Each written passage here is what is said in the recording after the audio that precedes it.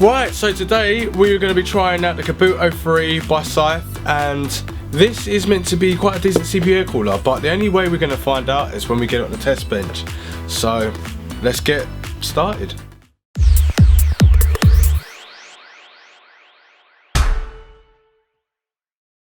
Oh yeah, check out these beautiful cables. Custom to any color you like. 8-pin, 6-pin, EPS connectors, 24 connectors. Oh yeah, Shagmods, shut your mouth. Check out their website. First off, the box looks really good for the presentation, holds everything in there.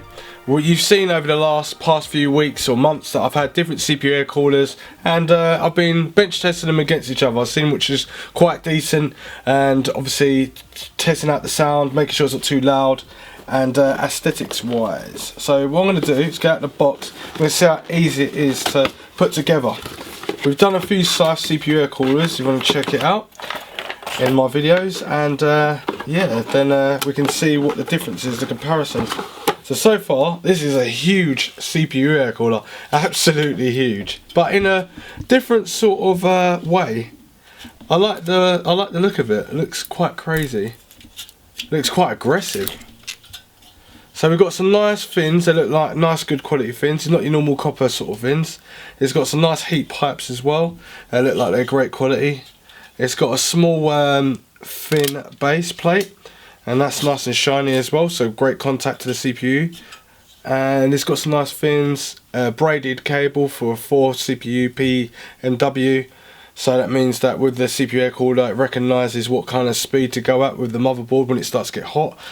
And yeah, the clips are already on the CPU, yeah, the CPU air cooler, and it only looks like you can put one fan on there. Obviously you can change the CPU, you can change the fan to whatever you want. This is a 120mm fan, and you could just easily put another one in there for aesthetics, colours and stuff like that. And obviously different audio sound, like audible sound I should say, when it starts to ramp up and it starts to get noisy, you can change for a better one, say like a Noctua fan, but we don't know until we test this out. So that's the CPU air cooler so far.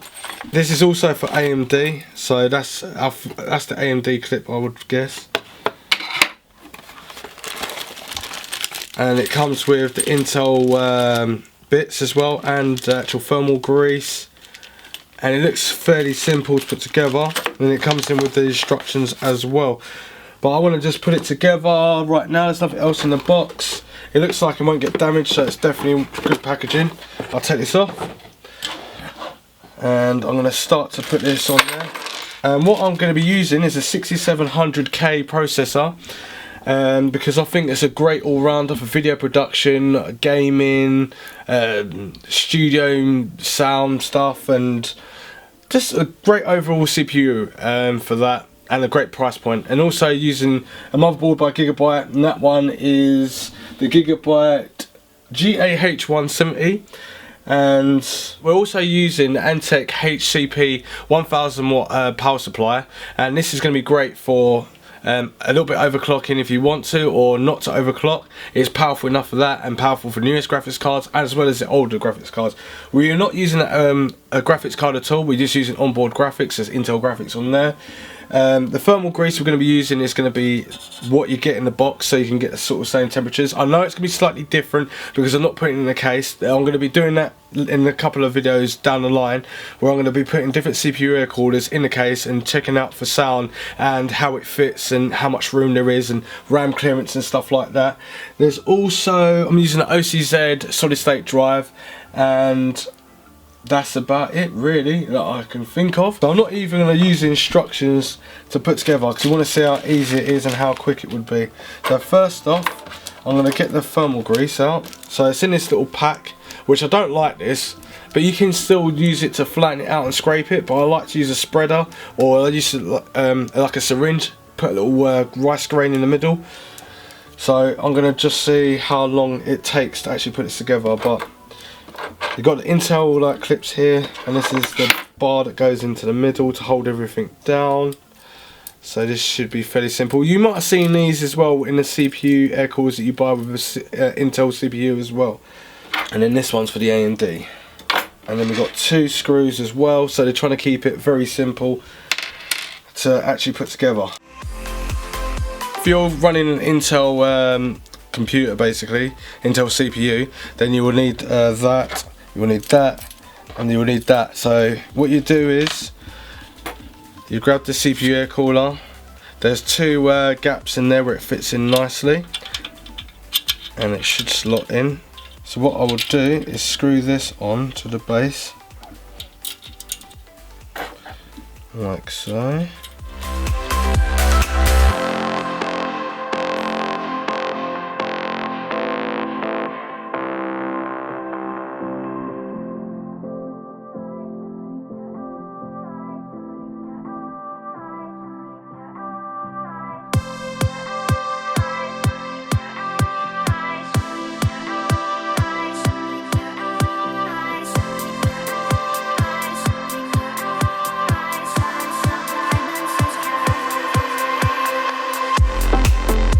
So after the quick assemble of the Kabuto 3, we added it to the motherboard and everything like that, and then I thought, do you know what, I'm going to actually test it and see what the clearance will be like on a memory bit of RAM this big, which is a HyperX Predator.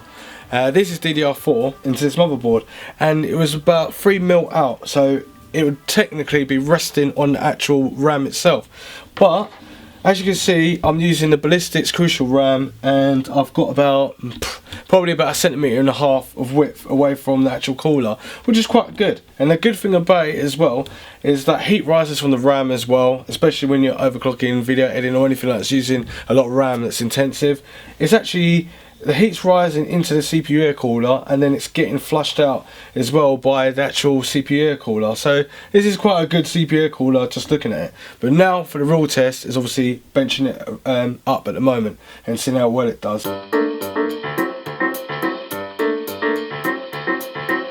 So now we're going to quickly just go over what it sounds like and basically the kind of what it's like idle right now. So this CPU is not overclocked at all. So to prove that, I'm going to show you here.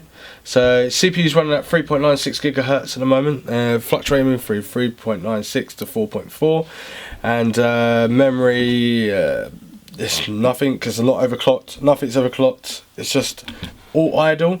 And then we're going to go to where we're going to go to fan speed. So fan speed, we're looking from 730 RPM, so rotations per minute at the moment, and it's like really super quiet. It's ridiculous. We've got idle temperature, which is, where is it? So at the moment we've got idle temperature of 21 degrees. Yeah. Over all 4 cores, because it's a quad-core processor, between 20 and 21 degrees. It's quite cool in here. It's around 17 to 18 degrees in here. And we're going to push it and see what the CPU is going to be like. So no power, there's no voltage up, everything is standard in the BIOS. So if you were to build this computer and put it all together, it will just be like that. So there's no overclocks or anything like that. And everything seems really quiet. The right sort of temperature, like the CPU, the SSD, the RAM, everything's all quite correct. So fan speed at the moment 885 rotations per minute. It's been on for a couple of minutes. We're going to do a 5-minute test of it being stress test on the CPU alone, and then we're going to see what kind of temperature that we'll get. I know it's an open out bench, no graphics card and stuff like that, but that'll be in the newer videos. So at the moment, let's just check the CPU. So we're going to go into here as well. CPU Z, as I can tell you, 95 watts TDP. We've got a core voltage of 1.24 volt. 24 volts. Obviously, it's a Skylake processor, and nothing's overclocked. Everything is what it should be. Using Intel onboard graphics as well, so there's no more heat that can be distributed over the motherboard, and it's opened out as well. Intel graphics 530, and let's stress test it and see where we go with it. So I'm gonna run which one is it? A small FFT maximum heat. Yeah, so this is one for the CPU, and the RAM's not stress test. So let's check it out. Let's see what we get. Right, instantly CPU air coolers ramped up a little bit. So we're going at 1370 rotations per minute, and CPU is reached 65 degrees overall. We're going to run this for 5 minutes, so it's 1334, so 1339.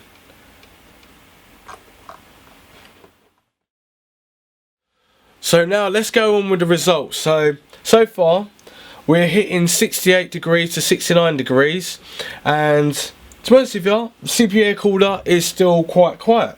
It's not annoying. You can game, you can do studio work, you can do video editing, all that sort of stuff. And if this CPU air cooler was actually in the case, it'll be even more quiet. It'll be basically like silence. It's really quite cool. When it's idle, it really is silent, but it still keeps your machine very cool. And what I like about it as well is that the CPU air cooler covers over the RAM. So if you've got RAM like this with heat fins, and the heat rises obviously from the actual RAM, with actually having the CPU air cooler going over the CPU air cooler, the CPU and the RAM, it actually means that all the heat is dissipated all through one chamber, which is what I really like about it. And the clearance is really good. This is quite a big bit of DDR4, and I've got Crucial Ballistics RAM in there, and it's like half the size. And you can see there's a lot of room there, and it just keeps it nice and cool.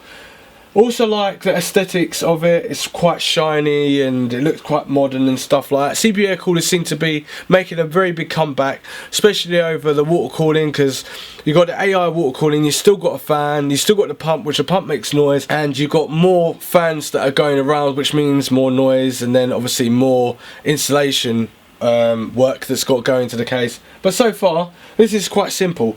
1P PMW cable goes straight into CPU. It's already made, it's got the fan on there, and then you put the brackets on straight for the Intel, no problem, and this one's for the AMD, no problem. Temperatures are really quite cool. The fan rotations per minute, we're at 1400 RPMs at the moment, and technically I'm not annoyed by it. It's really nice, and under £50 for the CPU air cooler. Links will be in the description down below. And yeah, I really do recommend this. I recommend it for gaming, I recommend it for studio work if you've got a custom built PC, I recommend it for video editing, Photoshop, all that sort of stuff. It's going to keep your machine really nice and cool, and the fact is that you never have to worry about stressing your computer a little bit more under load. So say that you're doing video editing and then you're doing renders and stuff like that, it's going to keep your machine cool, which means you will get better performance. Anyway, let's ramp it down and see how silent it will get and how quick it goes back to the RPMs state. So I'm going to just stop the stress test.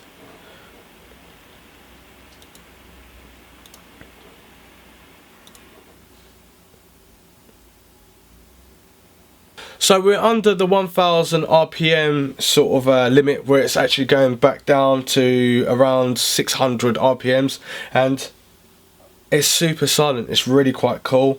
Let's see, so it's saying 747 RPM, and temperature cores gone down over 4 cores, so we're looking at 24 to 26 degrees, and it's getting idle, so 23, 22. We'd rather sit at 21, and yeah, I'm really happy with it. There's nothing much more I can say about it other than it's a brilliant CPU air cooler. I definitely recommend it. So if you like this video and you thought it was helpful, give me all the likes you can, and if you didn't, dislike it, leave a comment, and see you in the next one. Thanks for watching.